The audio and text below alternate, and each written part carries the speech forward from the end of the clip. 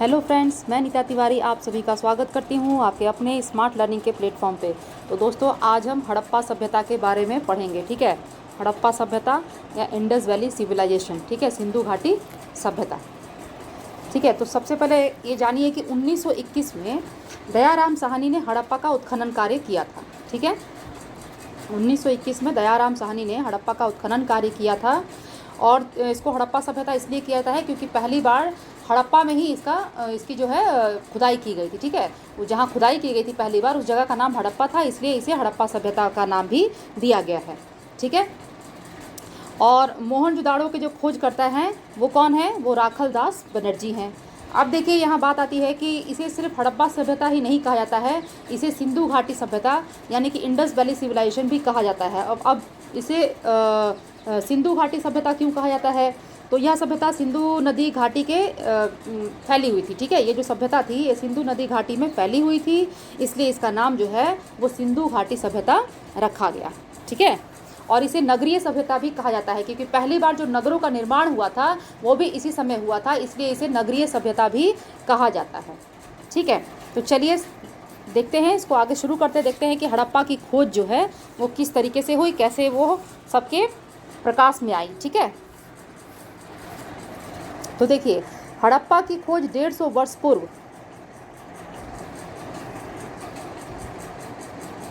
ठीक है, हड़प्पा की खोज 150 वर्ष पूर्व जब पंजाब में पहली बार रेलवे लाइन बिछाई जा रही थी तो यह पूरा स्थल मिला।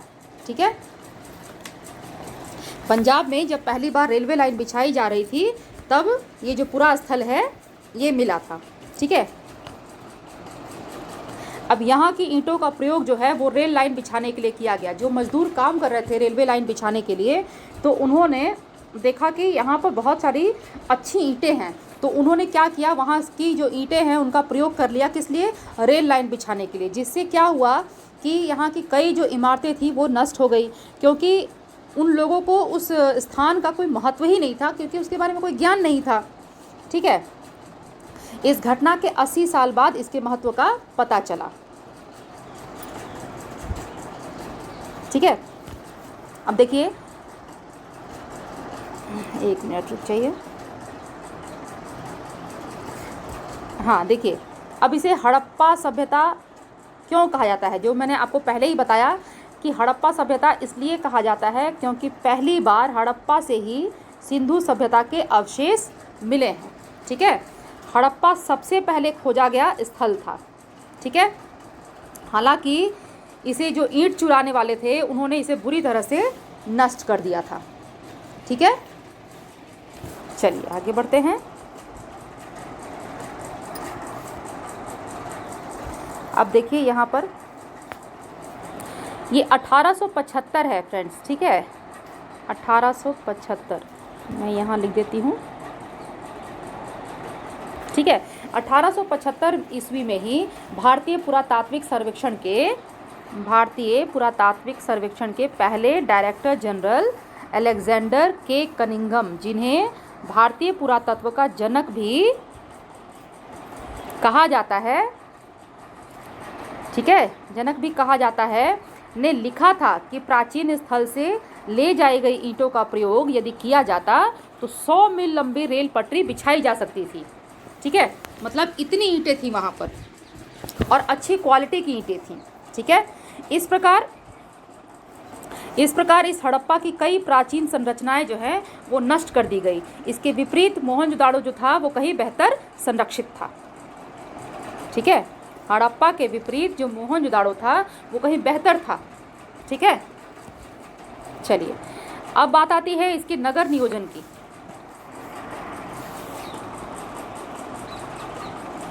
ठीक है, चलिए देखते हैं नगर नियोजन। ठीक है, तो मैंने आपको अभी बताया कि इसे नगरीय सभ्यता भी कहा जाता है। ठीक है, क्योंकि पहली बार जो नगरों का जो निर्माण हुआ, ठीक है, वो इसी समय हुआ था, इसलिए इसे नगरीय सभ्यता भी कहा जाता है। और देखिए, नगर नियोजन में क्या खास है उसको हम यहाँ देखते हैं।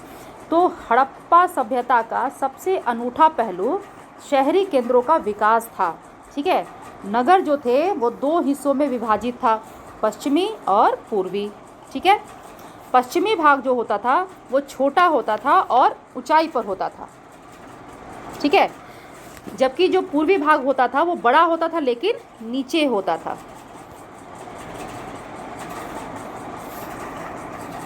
देखिए, पश्चिमी भाग जो होता था छोटा था तथा ऊंचाई पर बना था, लेकिन जो पूर्वी भाग था वो बड़ा था लेकिन नीचे था, ठीक है। यानी कि कुछ इस तरीके से आप समझिए कि कुछ इस तरीके से था, ठीक है। ये जो वेस्ट वाला पार्ट है, जो पश्चिमी भाग था, ये छोटा था लेकिन ऊंचाई पर था, और जो ईस्ट वाला पार्ट था, ठीक है, ये वो जो था वो बड़ा था, एरिया बड़ा था लेकिन ये नीचे था, ठीक है। इस तरीके से कुछ समझिए इसे। अब देखिए, ऊंचाई वाले भाग को नगर दुर्ग कहा जाता था, जबकि निचले हिस्से को निचला नगर कहा जाता था, ठीक है। जो ऊंचाई वाला भाग था, ये वाला जो भाग है, इसे नगर दुर्ग यानी कि इंग्लिश में सिटाडेल कहा जाता था, और जो नीचे वाला भाग है, ठीक है, इसे निचला नगर कहा जाता था यानी कि लोअर टाउन, ठीक है, इंग्लिश में लोअर टाउन कहा जाता था। दोनों हिस्सों की चार दीवारी पक्की ईंटों से बनाई गई थी, ठीक है। जो दोनों हिस्से हैं उनकी जो चार दीवारियाँ थीं वो पक्की ईंटों से बनाई गई थी, और ईंटें इतनी अच्छी थी कि हजारों साल बाद भी उनसे जो दीवार बनी हुई थी वो खड़ी रही, ठीक है। हजारों साल बाद भी उनसे जो बनी दीवारें हैं वो खड़ी रहीं। इसका अंदाज़ा आप लगा सकते हैं कि इतने सालों के बाद भी वहाँ से जो ईंटें निकाली गई उसका जो यूज़ है, उसका प्रयोग किया गया रेलवे लाइन बिछाने के लिए। कितनी उत्तम क्वालिटी की ईंटें रही होंगी, ठीक है।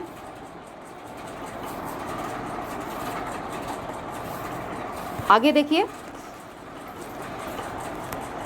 दुर्ग की ऊंचाई का कारण यह था कि यहाँ की संरचनाएं कच्ची ईंटों के चबूतरे पर बनी थी, ठीक है। दुर्ग को दीवार से घेरा गया था, जिसका अर्थ है कि इसे निचले शहर से अलग किया गया था, ठीक है। दुर्ग को दीवार से घेरा गया था, जिसका अर्थ है कि इसे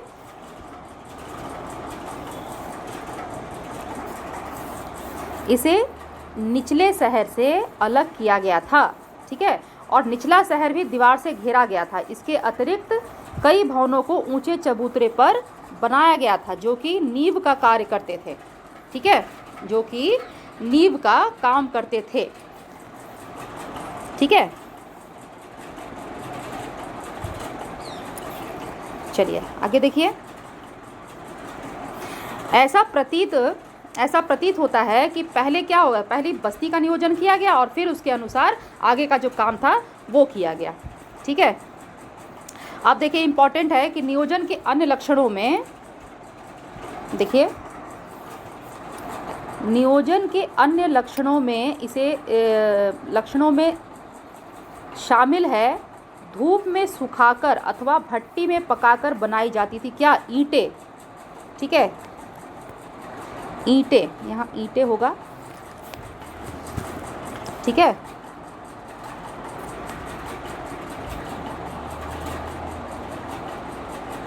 ईंटें हैं जो कि धूप में सुखाकर अथवा भट्टी में पकाकर बनाई जाती थी, लेकिन इनका एक निश्चित अनुपात होता था, ठीक है, एक निश्चित रेशियो में होता था जो कि 4:2:1 था, ठीक है। इसका रेशियो था 4, देखिए, जो ईंटें होती थी उसका रेशियो होता था 4:2:1, ठीक है। 4 जो था वो उसकी लंबाई, 2 चौड़ाई और 1 जो थी वो ऊंचाई, ठीक है। तो इस प्रकार की ईंटें सभी हड़प्पा बस्तियों में प्रयोग में लाई गई थी, ठीक है। अब देखिए, एक यहाँ पर मैंने नोट करके लिखा है कि हालांकि अधिकांश हड़प्पा बस्तियों में एक छोटा ऊंचा पश्चिमी तथा एक बड़ा लेकिन निचला पूर्वी भाग था, ठीक है। जैसे मैंने आपको बताया कि जो पश्चिमी भाग होता था वो ऊंचाई पर होता था लेकिन छोटा होता था, और जो पूर्वी भाग होता था वो नीचे होता था, निचला भाग होता था लेकिन वो बड़ा होता था। लेकिन इस नियोजन में कुछ विविधताएं भी हैं, ठीक है। जैसे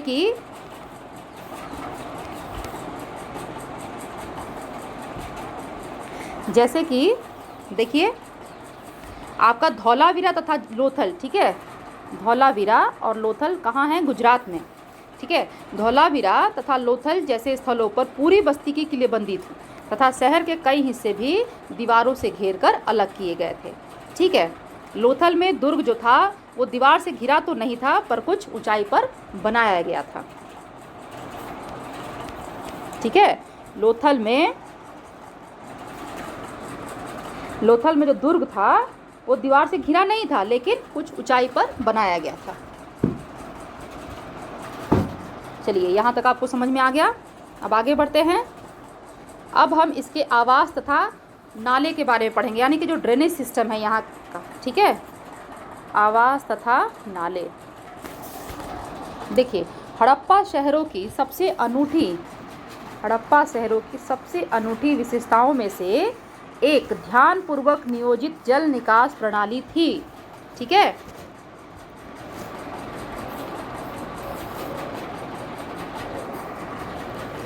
यदि आप निचले शहर के नक्शे को देखेंगे, आपके पास अगर क्लास 6 की हिस्ट्री की बुक होगी तो आप उसमें देखिएगा, उसमें नक्शा दिया हुआ है। तो यदि आप निचले शहर के नक्शे को देखेंगे तो आप यह जान पाएंगे कि सड़कों तथा गलियों को लगभग एक ग्रिड पद्धति में बनाया जाता था, और ये जो थी एक दूसरे को समकोण पर काटती थी। ठीक है, जो सड़कें थी और जो गलियाँ थी उनको एक ग्रिड नहीं है फ्रेंड्स, ग्रिड पद्धति पर बनाया जाता था, और ये एक दूसरे को समकोण पर काटती थी। ठीक है, यानी कि इस तरीके से ये देखिए कुछ इस प्रकार से बनाया जाता था। ठीक है, देखिए सभी एक दूसरे को 90 डिग्री के एंगल पर कट कर रही है ना, तो इस तरीके से कुछ बनाया जाता था। ठीक है, अब देखिए आगे। अब ऐसा प्रतीत होता है कि पहले नालियों और उसके साथ गलियों को बनाया गया था, और फिर उनके अगल बगल में आवासों का निर्माण किया गया। ठीक है, और यदि जो घर से जो निकलने वाला जो गंदा पानी होता था, अगर उसको बाहर के नाली से जोड़ना होता था, तो उसके लिए क्या ज़रूरी था कि प्रत्येक घर की एक जो दीवार है वो गली से सटी होनी चाहिए। ठीक है, गली से सटी होनी चाहिए, कटा नहीं है, सटा होना चाहिए। ठीक है ना, सटा होना आवश्यक था। ठीक है फ्रेंड्स, चलिए आगे बढ़ते हैं। आगे देखिए इसमें क्या है।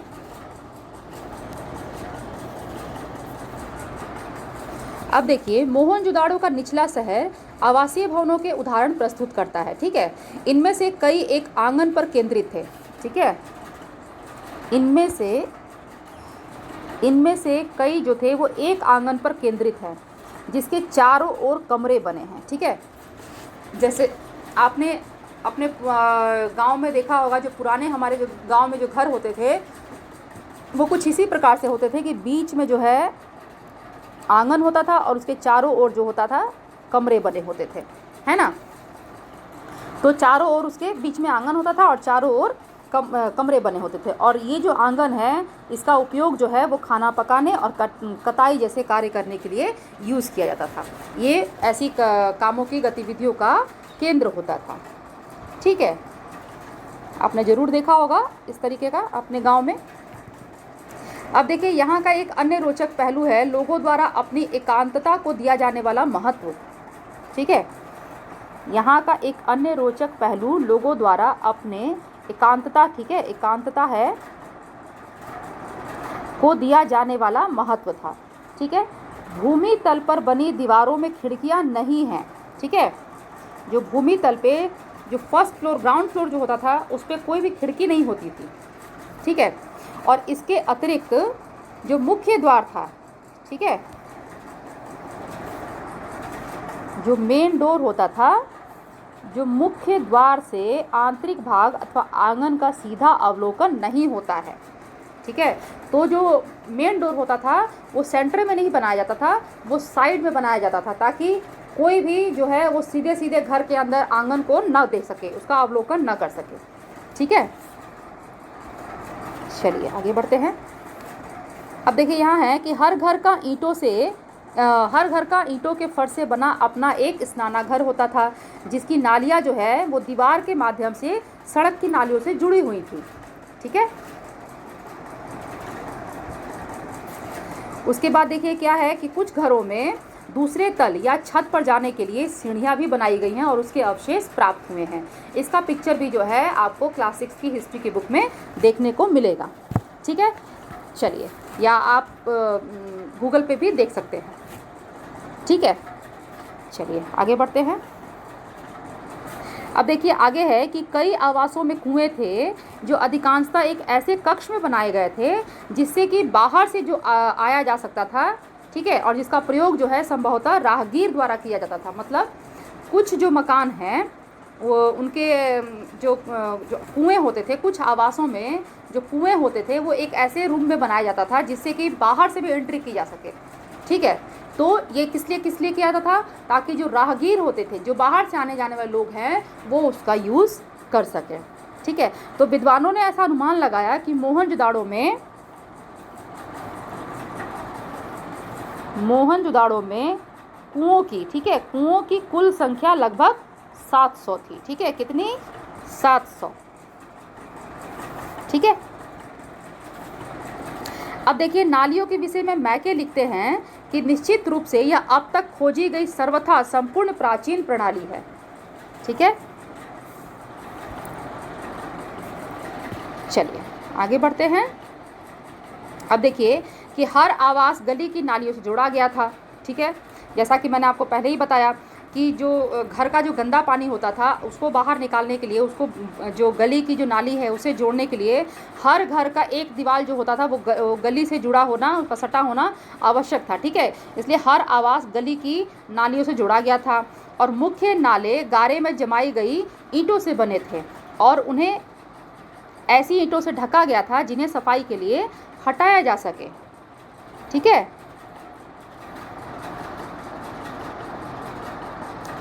ऐसी ईंटों से बने थे जिन्हें सफाई करने के लिए मतलब हटाया जा सके। ठीक है, उनमें होल भी बनाए गए थे, बड़े बड़े होल बनाए गए थे। ठीक है, और कुछ स्थानों पर ढकने के लिए चूना पत्थर की पट्टिका का प्रयोग किया गया था।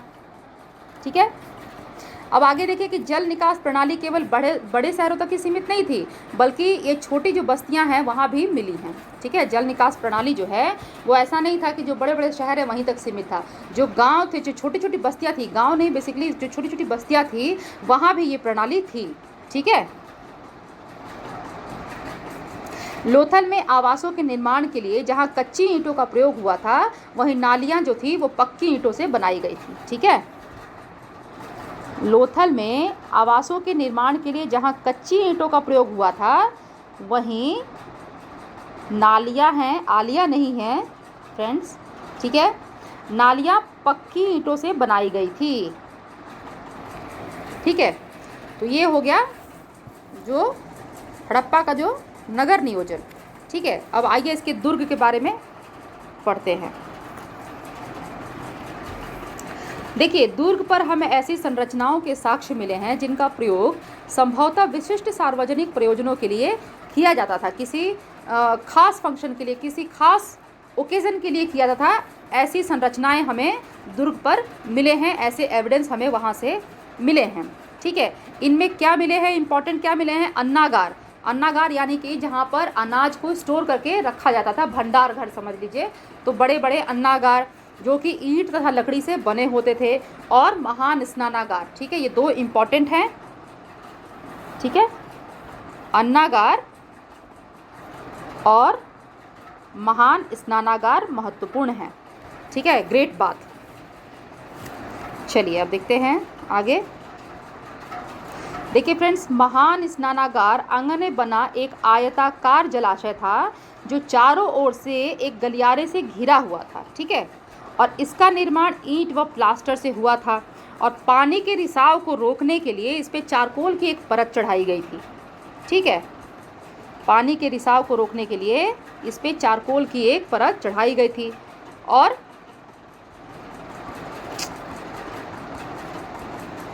एक सेकंड,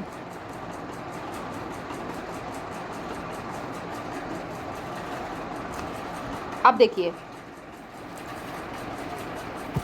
तो इसमें क्या है कि अब चारकोल की परत चढ़ाई गई थी और जलाशय के तल तक जाने के लिए, यानी कि अब जब जलाशय बनाया गया है तो उसमें स्नान करने के लिए नीचे तो उतरना पड़ेगा ना, तो उसके लिए नीचे उतरने के लिए, उसके तल तक जाने के लिए सीढ़ियाँ बनाई गई थी। ठीक है, ये बहुत इंपॉर्टेंट है। इसके जल तक जाने के लिए इसके उत्तरी और दक्षिणी, ठीक है, उत्तरी और दक्षिणी भाग में सीढ़ियाँ बनी थी। सीढ़ियाँ हैं फ्रेंड्स, बनाई गई थी। ठीक है, तो ये इम्पॉर्टेंट है, ये पूछा जाता है कि किस भाग में सीढ़ियाँ बनी हुई थी, किस दिशा में सीढ़ियाँ बनी हुई थी। ठीक है, तो याद रखिएगा कि उत्तर और दक्षिण में, ठीक है, सीढ़ियाँ बनाई गई थी। अब देखिए आगे है कि जलाशय के किनारों पर ईंटों को जमाकर तथा जिप्सम के गारे के प्रयोग से इसे जलबद्ध किया गया था। ठीक है, आगे देखिए कि इसके तीनों ओर कक्ष बने हुए थे। ये जो जलाशय था इसके तीनों ओर कक्ष बने हुए थे, यानी कि कमरे बने हुए थे, जिनमें एक में एक बड़ा कुआं था। जैसे मैंने कहा ना कि जो जलाशय के तीनों ओर जो है कक्ष बने हुए थे और उन कक्ष में किसी एक में एक बहुत बड़ा कुआं था। ठीक है, जलाशय से पानी एक बड़े नाले में बह जाता था। जो जलाशय का पानी है वो बड़े नाले में बह जाता था। ठीक है, इसके उत्तर में एक गली की दूसरी ओर एक अपेक्षाकृत छोटी संरचना थी जिसमें 8 स्नानागार बनाए गए थे। ठीक है, और एक गलियारे के दोनों ओर 4 स्नानागार बनाए गए थे। ठीक है, प्रत्येक स्नानागार से नालियां गलियारे के साथ साथ बने एक नाले से मिलती थीं। ठीक है, इस संरचना का अनोखापन, ठीक है, इस संरचना का अनोखापन तथा दुर्ग क्षेत्र में कई विशिष्ट संरचनाओं के साथ इनके मिलने से इस बात का स्पष्ट संकेत मिलता है कि इसका जो प्रयोग है वो किसी विशेष प्रकार के अनुष्ठानिक स्नान के लिए किया जाता था। ठीक है, किसी विशेष प्रकार के अनुष्ठानिक, इसका प्रयोग किसी विशेष प्रकार के अनुष्ठानिक, ठीक है, स्नान के लिए, ये उत्थान नहीं है, यहाँ स्नान है, स्नान के लिए किया जाता था। ठीक है फ्रेंड्स, तो चलिए आज हमने हड़प्पा की खोज कैसे हुई, ठीक है, उसके नगर नियोजन के बारे में, उसके ड्रेनेज सिस्टम के बारे में आज के वीडियो में हमने पढ़ा। ठीक है, नेक्स्ट वीडियो में हम हड़प्पा की जो मोहरे हैं, ठीक है, उसकी जो लिपि है और बाँट, उसके बारे में पढ़ेंगे। तब तक आप लोग मेरे इस वीडियो को देखिए। वीडियो देखने के बाद आपको पसंद आ जाए तो वीडियो को लाइक कर दीजिए। मेरे चैनल को अगर अभी तक आपने सब्सक्राइब नहीं किया है फ्रेंड्स, तो प्लीज़ मेरे चैनल को सब्सक्राइब कर लीजिए। मुझे आपकी सपोर्ट की बहुत ज़रूरत है, सो आप प्लीज़ मुझे सपोर्ट कीजिए, मेरे चैनल को लाइक कीजिए, सब्सक्राइब कीजिए, मुझे कमेंट करिए और मेरे वीडियो को आप शेयर भी ज़रूर करिए। ठीक है फ्रेंड्स, चलिए फिर हम नेक्स्ट वीडियो मिलेंगे। तब तक आप लोग वीडियो देखिए, पढ़ते रहिए, खुश रहिए, अपना ख्याल रखिए। Bye bye.